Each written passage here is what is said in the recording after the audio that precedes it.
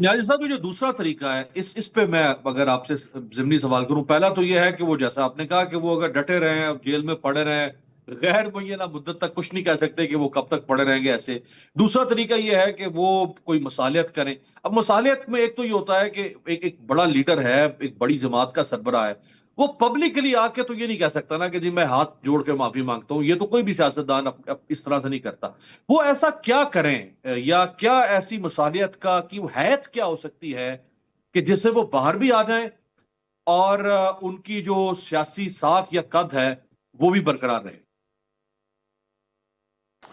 देखिए जी, मैं पहली तो बात यह है कि मैं जिस फ़िक़े का और जिस जो है एक जो उसका आदमी हूँ फ़िक्र का, वो ये है कि हमारे सियासतदान है या हमारी इस्टेब्लिशमेंट है, ये मुझे सबक ना दे कि कोई बंदा कोई नज़रियात की बात कर रहा है।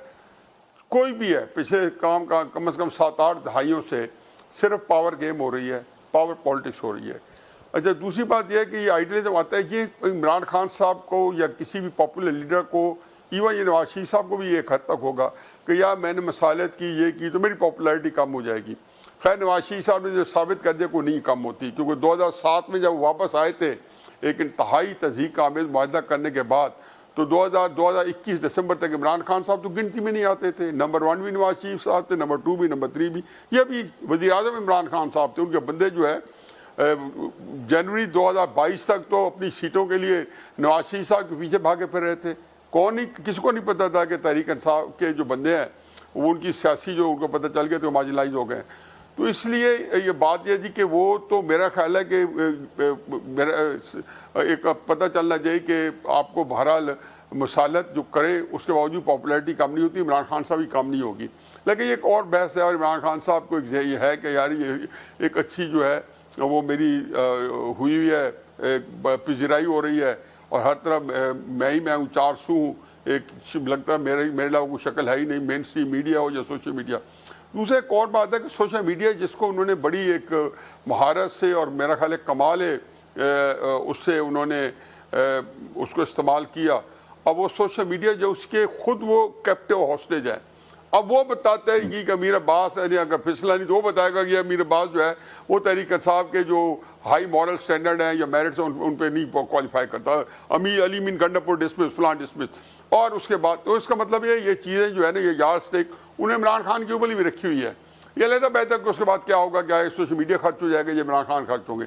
लेकिन वो जो सोशल मीडिया तक किसी काम के लिए रखा गया था, अब उसके वो हॉस्टेज है और वो इनके बयानिए को जो इसमें इमरान खान साहब के लिए शायद मसाइल हों वो उन्होंने उबार रखा है। दूसरा बात यह जी कि इमरान खान साहब जो है ना, जो मुफाहमत है, एक बात जो ठीक थी और वो ज़्यादा तकलीफ देह बात है, ट्रेजिडी ये भी नहीं है कि मसालत करते नहीं है।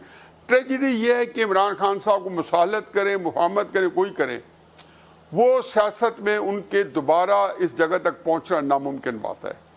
वो आएंगे तो 2008 में जरदारी साहब को दे दिया, फिर आपने देखा उस वक्त तो आप मेरे ख्याल है खासे जो एक्टिव हो चुके होंगे, शऊर आपका कुछ ना कुछ होगा, हो चुका होगा 2008 में। आपको याद होगा मेमो गेट, याद होगा जरदारी साहब को एम्बुलेंस में उन्होंने दुबई भेजा, बताया गया हमें कि वो पागल हो गया, बताया गया कि वो कलाशिनकोव लेके फिरता है कि या अपने आप को कत्ल कर देगा या 250 बंदा प्रेसिडेंट हाउस में मार देगा। कभी ऐसी खबरें सुनी थी?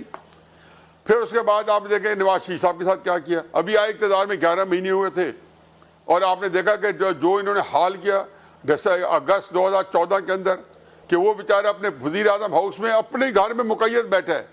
मैं तो यही कहता हूँ कि जो 9 मई के ऊपर जो आप इतने सेखपा हो, यही काम जब पार्लियामेंट के ऊपर जो है 14 अगस्त 2014 को हो रहा था और यही काम जब रेडियो पाकिस्तान पे हो रहा था और यही एक क्राउड जब वज़ीर आज़म हाउस के अंदर भागा जा रहा था 3-4 दर्जन और वज़ीर आज़म को जो घसीट के बाहर निकालना था, तो उस वक़्त तो ना अदालत हरकत में आई थी और ना ये रियासत पाकिस्तान की कोई तौहीन हुई थी।